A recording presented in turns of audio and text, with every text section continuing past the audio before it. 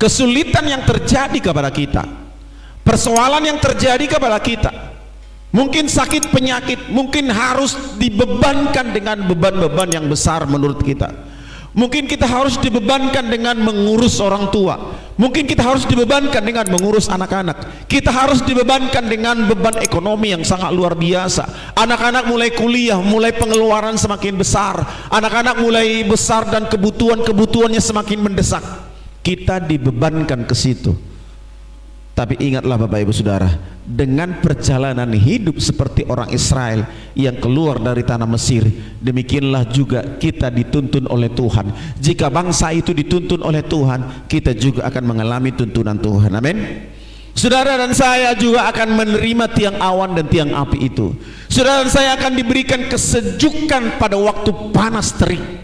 Saudara dan saya akan diberikan terang pada waktu saudara berjalan di padang gurun, di padang belantara, sama seperti orang Israel. Yakinkan hidup kita bahwa kita menerima apa yang Tuhan akan berikan kepada kita. Bapak Ibu Saudara, perjuangan kita, jerih lelah kita, persoalan yang sedang kita hadapi, pergumulan yang sedang kita hadapi, sakit penyakit yang kita sedang hadapi, tantangan ekonomi yang kita hadapi, persoalan-persoalan di rumah, ejekan-ejekan orang, hinaan-hinaan orang yang kita hadapi. Ketika kita berseru kepada Allah, katakan dulu, berseru kepada Allah. Ketika kita berdoa, ketika kita berteriak kepada Tuhan, Allah mendengar dari surga. Allah mendengar dari surga apa yang kita keluhkan, apa yang kita teriakkan, apa yang kita serukan kepada Dia. Dia mendengar dari surga. Sebab itu ketika kita persoalan kita datang, pergumulan kita datang, permasalahan kita ada, berserulah kepada Tuhan, berdoalah kepada Allah. Carilah Tuhan selagi Ia berkenan ditemui. Datang merendahkan diri seperti Hana, datang merendahkan diri seperti Hizkia, datang merendahkan diri ketika kita ada dalam pergumulan yang berat itu. Dia akan menolong kita. Amin. Saya ingin melihat wajah-wajah yang mengalami kemenangan. Haleluya. Saya ingin melihat wajah-wajah yang penuh dengan pengharapan. Amin. Kadang kita lupa apa yang kita doakan, tetapi Tuhan tidak pernah lupa apa yang kita doakan. Amin. Terkadang kita lupa apa yang kita doakan, lupa. Tapi Tuhan tidak pernah lupa terhadap permohonan kita, mungkin yang sudah bertahun-tahun kita sudah tidak ingat lagi. Setiap benih doa yang kita sampaikan kepada Allah, yakinkanlah itu ditampung oleh Tuhan. Amin. Ditampung oleh Tuhan, dan suatu saat itu akan lahir. Haleluya. Suatu saat itu akan dijawab dan diberikan oleh Tuhan sesuai dengan waktu Tuhan. Jangan pernah putus asa, jangan takut untuk tetap berharap kepada Tuhan. Jangan putus-putusnya untuk tetap berdoa kepada Tuhan.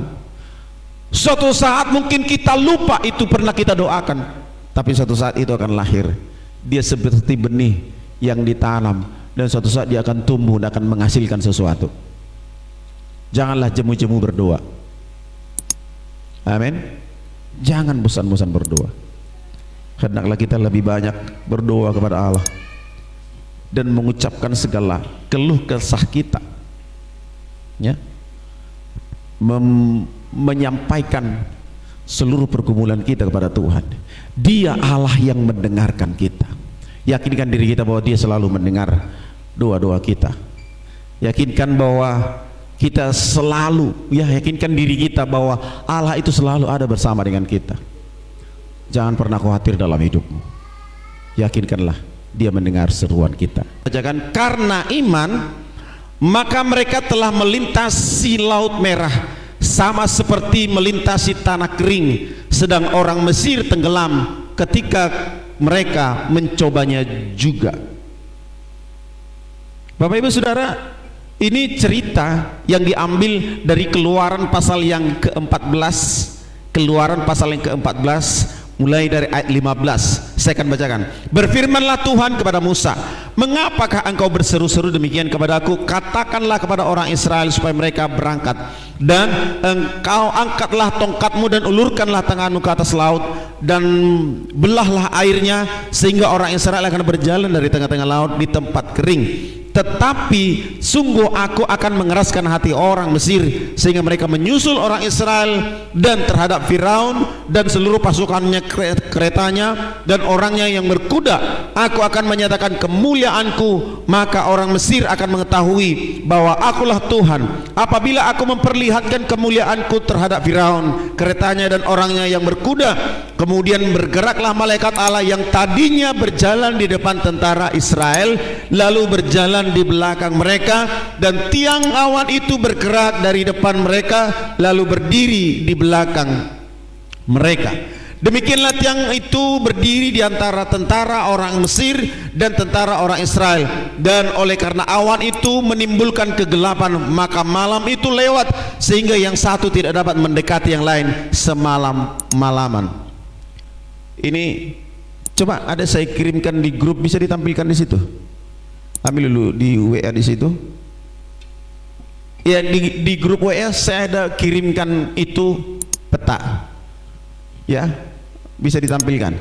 Ya, ada saya lihat di sini, saya ada peta. Sebenarnya orang Israel tidak harus lewat laut mati itu. Ada jalan yang sangat dekat. Ada jalan yang sangat dekat, tidak harus melalui laut itu. Tetapi apa yang terjadi Bapak Ibu Saudara? Tuhan membuat orang Israel itu harus lewat, harus jalur laut. Ya, harus jalur laut. Dan tujuannya untuk apa? Tujuannya untuk apa? Ya, supaya mereka melihat perbuatan Tuhan, supaya orang Israel bahwa Allah yang mereka sembah, supaya orang Mesir juga melihat bahwa Allah yang disembah oleh orang Israel adalah Allah yang berkuasa atas segala sesuatunya, adalah Allah yang berkuasa untuk apa? Untuk laut, berkuasa untuk angin, berkuasa untuk langit dan bumi, supaya Allah membuktikan kemuliaannya di tengah-tengah orang-orang Mesir, di tengah-tengah orang-orang Israel dalam satu pergumulan yang berat itu, supaya mereka melihat bahwa Allah itu berkuasa di atas segala sesuatunya. Allah bisa saja membuat perjalanan mereka tidak harus lewat laut itu, tapi Allah harus lewat situ. Allah menuntut mereka harus lewat dari situ, supaya Allah melihat, Allah menunjukkan kepada mereka bahwa mereka berkuasa di atas segala sesuatunya. Terkadang kita berpikir begitu Bapak Ibu Saudara, kenapa kok mesti seperti ini caranya Tuhan? Kenapa kok harus saya ngalami ini? Kenapa kok harus begini caranya? Kan ada cara yang lain. Kenapa harus saya tanggung ini? Kenapa saya ikut tujuluk kojoro persoalan sonon? Kenapa dan kenapa? Itu pertanyaan yang sering kita lontarkan kepada diri kita sendiri. Kenapa saya harus balik kampung ini? Saya sebenarnya dulu Bapak Ibu nggak mau pelayanan di sini. Dulu kalau saya mau jadi hamba Tuhan, saya ingin jadi hamba Tuhan di paling nggak di kota metropolitan lah, di Jakarta, Medan, Bandung, begitulah. Ya, karena saya dulu impian saya penyanyi sambil pelayanan. Saya nggak pernah berpikir jadi gembala, nggak pernah. Ketika saya harus kembali di sini, saya belum mau melayani di sini. Dulu saya masih sempat khotbah keliling lah, dipanggil melayani di sana, dipanggil melayani di sana, begitu. Jarang dulu saya di sini. 1 tahun pertama, 2 tahun pertama saya jarang di sini, ya begitu. Tapi setelah itu, dulu waktu itu saya protes, Tuhan, kenapa saya harus di kampung? Dulu saya bilang ya, nanti banyaknya orang melanjutkan pelayanan di situ. Nanti saya cari teman saya biar mau pelayanan di situ, saya bilang. Guru aku nodong aku sedia, asal Allah jadi gembala di sini, mau jadi gembala di sidang Allah. Dulu saya bilang begitu, ya. Tapi seiring berjalannya waktu, seiring semakin dewasanya cara berpikir kita, seiring dari panggilan Tuhan yang dikuatkan dalam hidup kita, yang dulu pertanyaannya kenapa harus saya? Kenapa saya harus di kampung? Kita yang terbiasanya pelayanan di musik. Pelayanan di musik kalau di kota itu enak Bapak Ibu. Ya? Enak. Kadang kita di Siantar saja orang-orang pemusik itu sudah enak. Ada teman saya kemarin saya lihat, dia punya apa? Ya, dia bisa main musik, dia main keyboard, ya, dia punya sound mini hanya speaker aktif 2 biji, punya mixer, punya keyboard. Tanya berapa itu kalian bayar, sekian katanya. Sebentar aja, ada acara ulang tahun, ada acara marga-marga, kemudian dia juga main di gereja sekali main sekian, udah lumayan. Kalau di Siantar pun udah enak gitu, ya, udah bicara uang ya. Kalau orientasi kita uang. Jadi kalaupun melayani harus di kota, sekali kita main di kota, kalau saya dulu di Riau pernah sekali main sekian gitu ya, sekali khotbah sekian, sekali nyanyi itu WL itu bayar sekian, itu semua serba uang gitu. Belum lagi kita dapat bulanan dari gereja, belum lagi kita dapat macam-macam lah ya, ada dapat acara ulang tahun, kita main musik di situ, kita khotbah di situ, belum lagi khotbah di kantor-kantor ya. Ya jujur ya, banyak orang bandar ini juga di sana yang kayak gitu ya, orang pematang bandar ini banyak jadi pendeta ya kayak gitu, pelayanan model begitu gitu. Ya salahkah itu? Enggak, saya enggak bicara sedang salah atau benarnya, tapi tergantung kepada panggilan kita.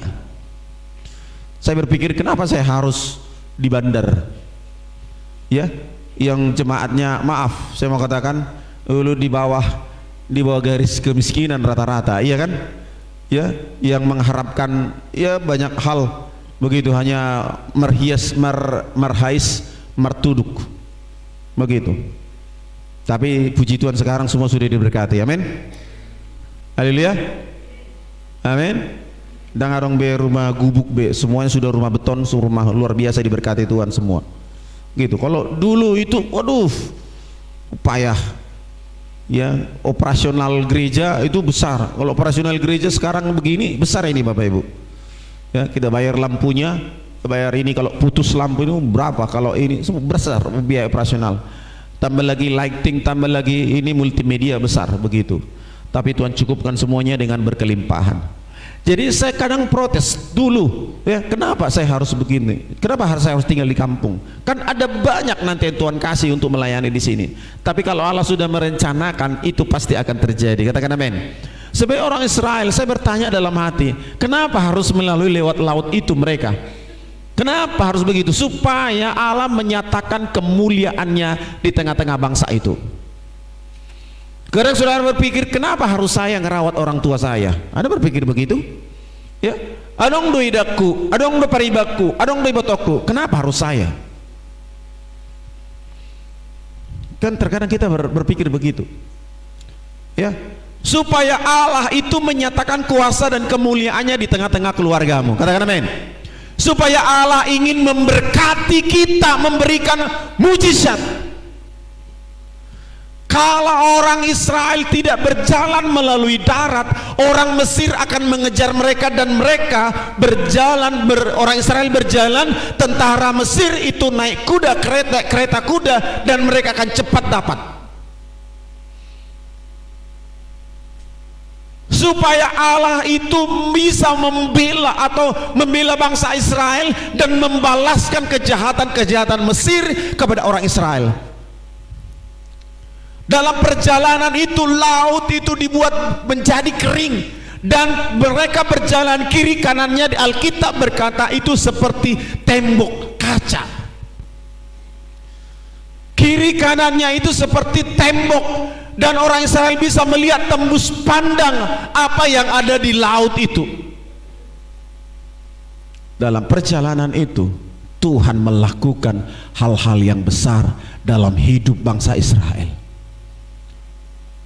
Saya nggak bisa bayangkan orang Israel berjalan di situ, kemudian mereka bisa melihat ikan-ikan mungkin sedang ada di situ. Ada seorang hamba Tuhan menafsirkan itu, ketika mereka melihat tangannya bisa dimasukkan, bisa keluar lagi. Masukkan tangannya ke air itu, terus keluar lagi, seperti tembok kaca yang bisa elastis begitu. Kemuliaan Tuhan yang dinyatakan ketika kita ada dalam satu pergumulan yang besar. Amin. Haleluya. Tuhan yang akan menolong saudara dan saya ketika saudara ada dalam persoalan yang besar. Tapi kalau saudara dan saya ada di jalannya Tuhan, nggak usah protes, Tuhan aku nggak mau lewat laut ini, nggak usah protes. Tuhan aku nggak mau lewat darat ini, nggak usah protes. Seperti orang Israel, kenapa ini Musa, kau suruh kami keluar, apakah engkau hendak membiarkan kami dibunuh oleh tentara-tentara Mesir? Orang Israel protes. Memang orang Israel bangsa yang keras kepala, orang yang tegar tengkuk. Mereka diprotes, ya, Musa diprotes, dan walaupun demikian Allah tetap membela bangsa itu. Kalau saudara dan saya sudah milik kepunyaan Tuhan, saudara dan saya pasti dibela oleh Tuhan. Amin. Haleluya. Walaupun terkadang saudara dan saya nakal, dalam tanda petik nakal, walaupun saudara itu seperti bermain-main mungkin ya Tuhan, ya, sama Tuhan, tapi yakinkan dirimu bahwa engkau adalah anak Allah.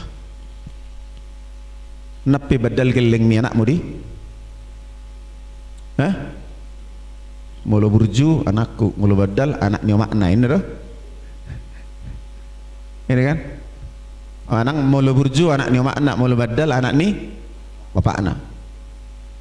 Nang pi badali mernerku bapai. Ketemu doh? Manakku pi penjahat pi anak kamu nadi. Ya. Allah berkata, kamu saja Bapa yang jahat tahu memberikan yang terbaik kepada anakmu, apalagi Bapa di surga. Status saudara adalah anak Allah. Apapun yang terjadi dalam hidupmu adalah dalam penglihatan Tuhan. Kita nggak bisa memilih kita harus lahir di keluarga pejabat, nggak bisa.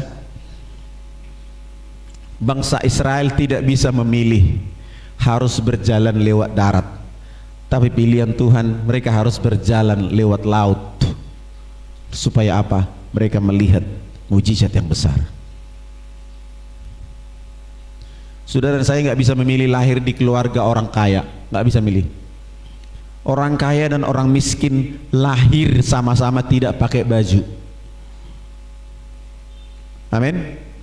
Orang pincang dan orang yang lahir pincang, orang yang lahir buta sama orang yang lahir normal, sama-sama mereka lahir tidak bawa emas dan tidak bawa uang, tidak bawa permata.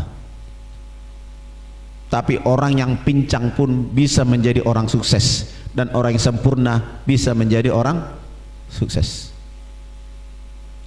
Israel tidak bisa memilih, Musa, kenapa kau buat kami lewat sini? Kau harus mati membunuh kami, yang direncanakan akan membunuh kami lewat tentara Mesir. Israel bisa protes seperti itu. Tapi kalau Tuhan sudah menentukan, walaupun mereka protes, Tuhan menyertai bangsa itu. Amin. Sejauh mana pergumulan persoalan kita? Kita terkadang kenapa harus begini? Kenapa harus begini? Supaya saudara dan saya bisa melihat mujizat. Carilah persoalan. Dari mana kita tahu sesuatu itu menjadi mujizat?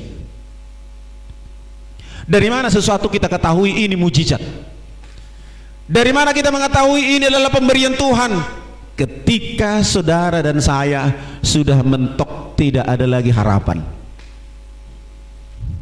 Itu baru kita mujizat nama baik, boy malumi mana? Mujizat nama baik, boy mana? Selamat. Mujizat nama baik, boy masuk perguruan tinggi negeri. Mujizat nama baik, boy lulus. Karena menurut pikiran kita itu sudah tidak mungkin. Itulah yang disebut dengan mujizat. Berarti kapan kita bisa memperoleh mujizat? Ketika ada masalah dan jalan buntu, tidak ada lagi jalan keluar. Kemudian Tuhan membuat jalan, itulah yang disebut dengan mujizat. Saudara mau terima mujizat? Hah? Saudara harus ada dalam masalah yang menurut saudara sudah nggak mampu lagi, baru itu ada mujizat. Orang Israel melihat mujizat karena mereka dalam masalah, laut menghadang perjalanan mereka dan Allah membuat mujizat.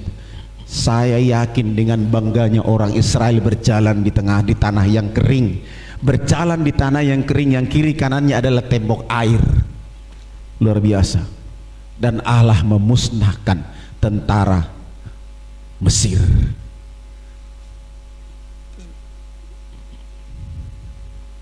Tuhan buat saudara berjalan di tanah yang kering walaupun ada itu airnya. Tuhan bisa membuat saudara berjalan di atas air sama seperti Petrus. Tuhan bisa membuat saudara yang buta selama ini kerohanianmu, buntu semua ekonomimu, ketika saudara ada bersama dengan Tuhan dan Allah, Yesus berkata, Efata, terbukalah, maka itu akan terbuka.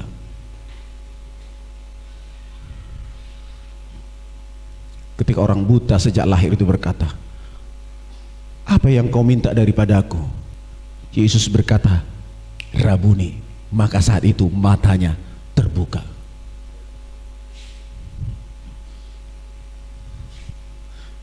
Apa yang menjadi menutup kerohanian kita?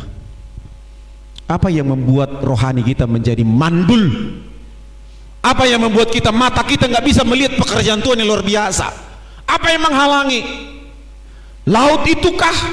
Persoalan itukah? Apa? Dia Allah yang akan mengerjakannya, hal-hal yang luar biasa dalam hidup kita kalau sudah bersama dengan Tuhan. Bayangin tiang awan dan tiang api ada di tengah-tengah di antara orang Israel dan orang Mesir. Tuhan mengawal dengan luar biasa. Tuhan akan mengawal semua perjalanan hidup kita. Amin. Mengawal ekonomimu, halo, mengawal persoalanmu. Jangan kecut dan tawar hati. Itu yang dikatakan Allah kepada Yosua. Sekali lagi ku katakan, jangan kecut dan tawar hati. Unang ganggu roham. Yakinkan diri kita.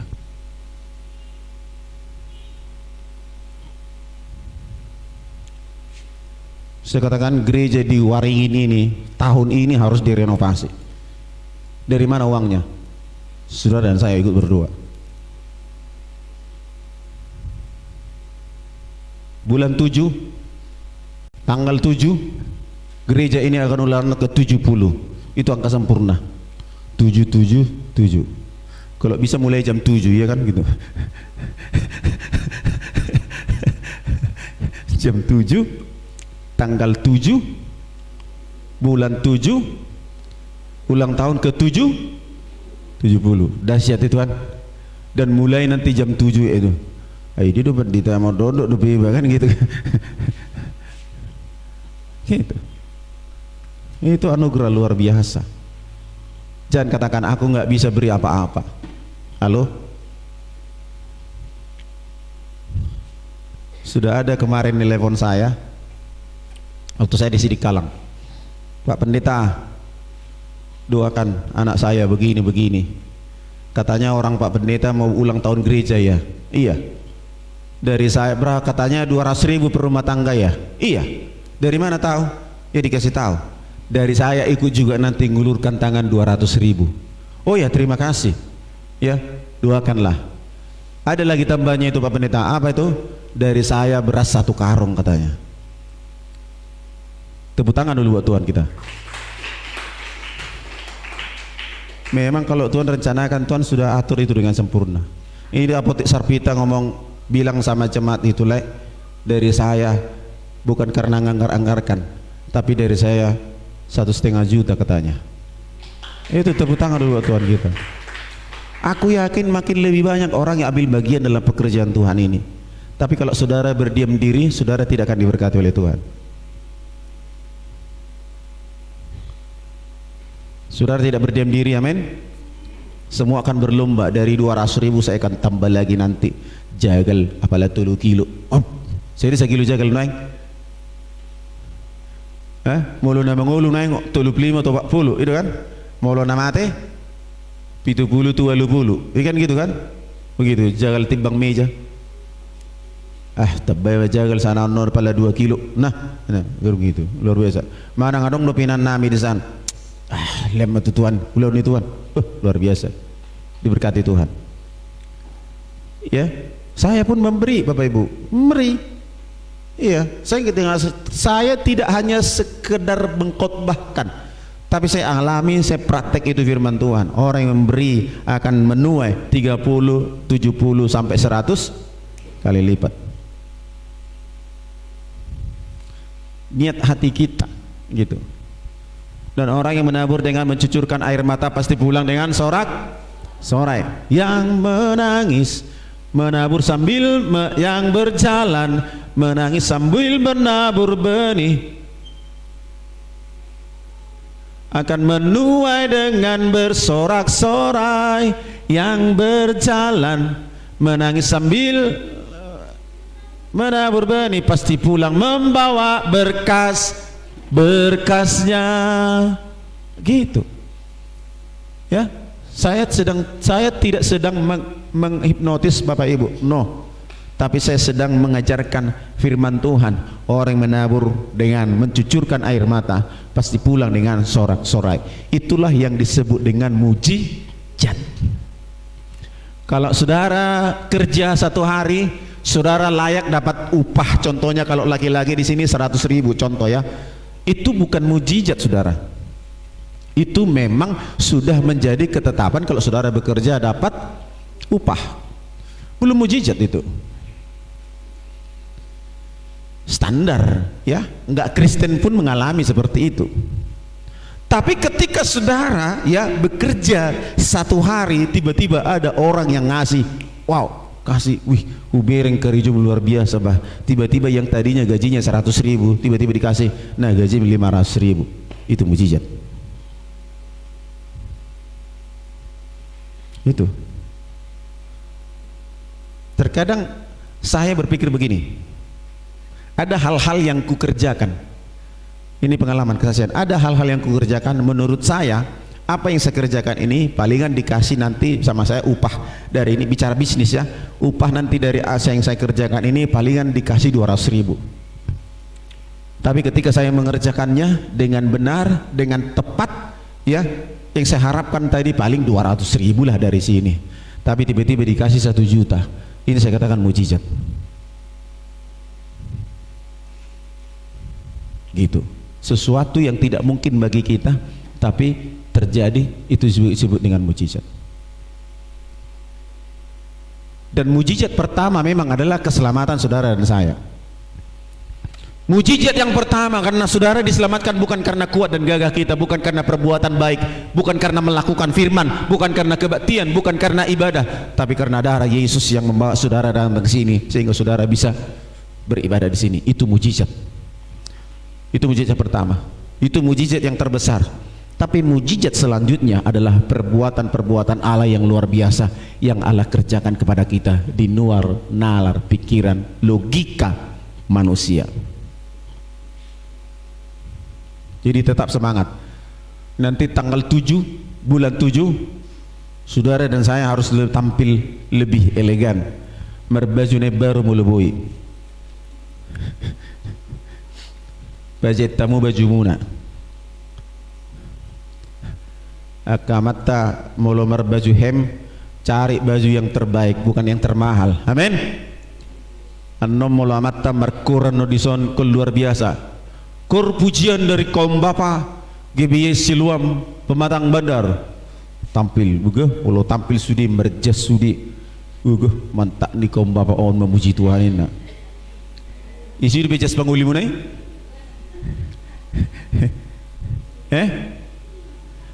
ini ulang tahun 70 tahun loh, nggak main-main. Ini platinum ya, platinum 70 tahun loh, nggak main-main. Pujian dari kaum ibu dengan tertibnya jalan sampai opung-opung nak kaningan mugukinan tiba jolo terjadi mujizat gabi lurus. Oh ini nih marede do kebaya dohot songket si gudang harga bah ekolobi do hamuda songon na tu pesta ni hula-hula munai mana ekolobi sa hula-hula mo hadir unang mulo marpesta hamuna iupayao do kan mulo manguli anak iupayao do seragam mahita bah hitam na marpariban inna do kan seragam iupahayon hape lilingay pesta walu bulan na pesta ngay teringoti seragam itu kan asa buah asa tampil ibereng col malaga kan itu kan asa baga ibereng jawai inna sonari asa baga ibereng tuhani amin iya cari beri yang terbaik gitu sepatu semua mersilak bohi mersilak rambut mersilak ipon mersilak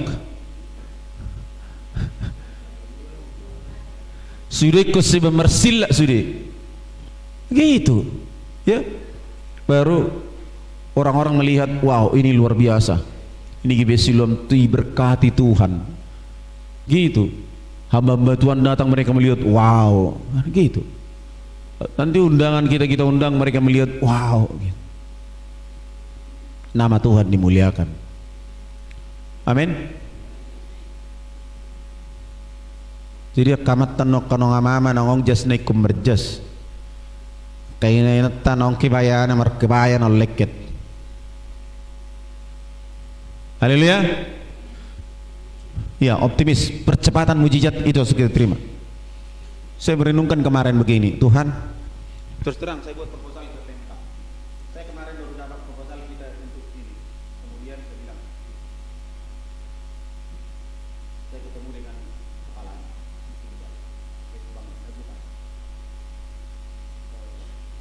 kepalanya langsung kita ngobrol langsung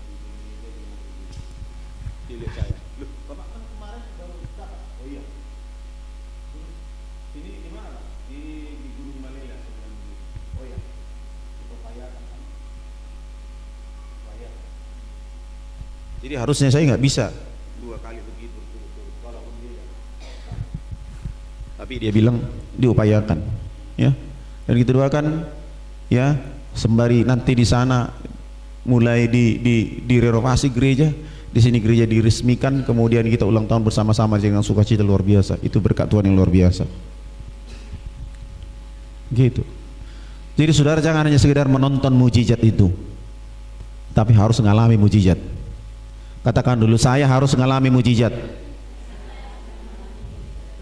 Cok kau harus mengalami mujizat cepat sembuh ya Cok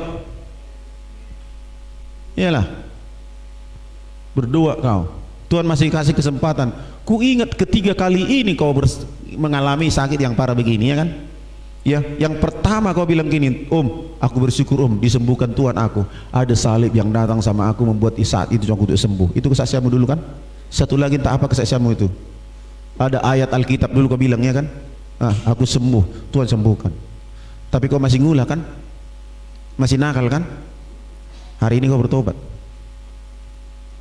gitu Tuhan kasih kesempatan samamu untuk kau bisa sembuh dan kau serius sama Tuhan unakulan na berbeda hodo itu mon amin iyalah gitu bersyukur kau ada itokmu ini di sini bersyukur kalau nggak tahu apa yang terjadi sama kau semua keluargamu peduli sama kamu peduli ditolong kau tapi hargai pertolongan Tuhan itu ya. Jangan nanti udah kau sembuh kembali lagi kau ngerokok gak ngerokok aku ya gak ngerokok karena gak aku lihat kan gitu udah cepat-cepat aku tidur iyalah mana tahu aku kau kan di rumah mana tahu cepat tidur kau apa enggak kan gitu ya jadi kesempatan bagi kita untuk terima ini mujizat ya luar biasa ini firman Tuhan kita buka Ibrani pasal yang ke-11 ayat 29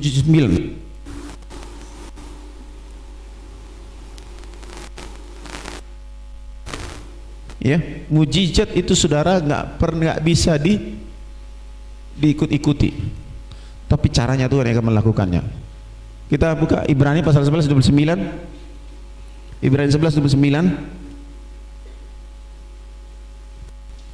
Sama-sama, 1, 2, 3. Karena iman, maka mereka telah melintasi laut merah, sama seperti melintas tanah kering. Perhatikan sampai di situ. Karena iman, maka mereka melintasi laut merah, sama seperti melintasi tanah kering. Bayangin, gak ada lumpur di situ. Biasanya melukuring bodar dangarong robe merdala naik margabbo di margabbo ala Tuhan na markarejo nagabbo ipe dangarong. Amin. Karena iman Musa berjalan dan bangsa Israel berjalan di situ. Apakah awalnya mungkin orang Israel itu takut masuk ke dalam air itu? Kemungkinan mereka ada takutnya, tapi karena tantangan di belakang, tapi karena musuhnya ada di belakang ingin membunuh mereka, kemudian mereka dengan iman, dengan yakin Allah sudah membelah ini lautan, maka dia berjalan di sana, tidak ada lumpurnya. Mereka berjalan di tanah yang kering karena iman.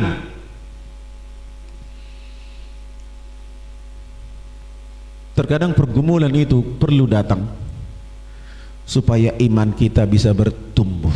Amin. Gitu. Jangan kita adalah masalah ai dia do Tuhan oddah nasotoho do aro mana marhaso. Ai dia di Tuhan oddah basa tinggal honau. Ai dia di Tuhan oddah basa songono nau. Bukan begitu. Tapi syukuri persoalan yang datang itu supaya saudara bisa berjalan di tanah yang kering walaupun itu di dalam lautan luas. Di tengah laut saudara berjalan di tanah yang kering karena Tuhan akan mengerjakannya. Gak ada cara lain, hanya cara Tuhan. Di tengah persoalan yang besar saudara bisa berjalan dengan tenang karena Tuhan yang mengerjakannya. Ada seorang lagi hamba Tuhan berkata begini, itu kan gelap, di belakangnya orang Israel itu gelap, gelap. Jadi tiang awan itu ada di belakang, tiang api itu ada di depan, ya. Jadi berarti di belakangnya orang Israel itu, orang Mesir itu melihat gelap, tapi orang Israel melihat terang. Mereka berjalan di situ. Ada seorang hamba Tuhan menafsirkan begini, sembari mereka berjalan di tengah-tengah laut, di kedalaman laut, orang Israel itu seperti berwisata, melihat rumput laut, melihat ikan-ikan yang indah, melihat lautan yang sangat luar biasa indahnya itu. Bayangin, dalam persoalan orang Israel bisa melihat pemandangan-pemandangan indah di tengah-tengah lautan. Dahsyat itu, luar biasa. Pergumulan itu membuat kita melihat pemandangan-pemandangan yang indah yang dibuat Tuhan untuk kita bisa nikmati. Dalamnya lautan itu, saya lihat di Google, itu sekitar ada yang sampai kedalaman 400 meter ya, paling dalam. Tapi diperkirakan dalamnya lautan ketika orang Israel itu berjalan di dasar laut itu ada sampai 200-an meter, 100 sampai 200 meter tingginya. Halo? Luar biasa kan? Diperkirakan begitu, ada sekitar 100 sampai 200 meter kedalaman laut itu. Bayangin tembok yang tinggi itu transparan, airnya seperti tembok sampai 200-100 meter. Itu dahsyat. Kalau bukan Tuhan, nggak ada yang bisa melakukannya.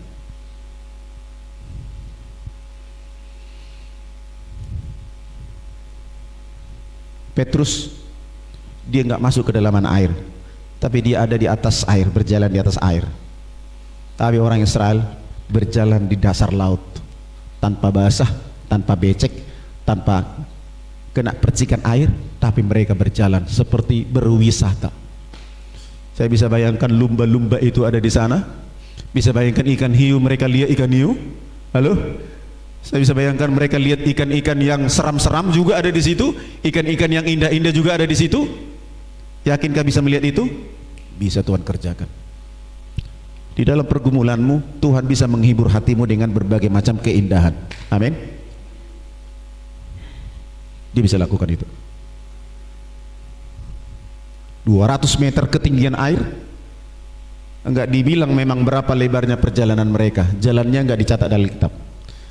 Tapi saya bayangkan 1 jutaan orang berjalan dari situ. Saya yakin mereka berdesak-desakan sambil berjalan. 1 juta berjalan. Kalau hanya 1 meter saja jalannya dibuat Tuhan, itu mereka enggak muat.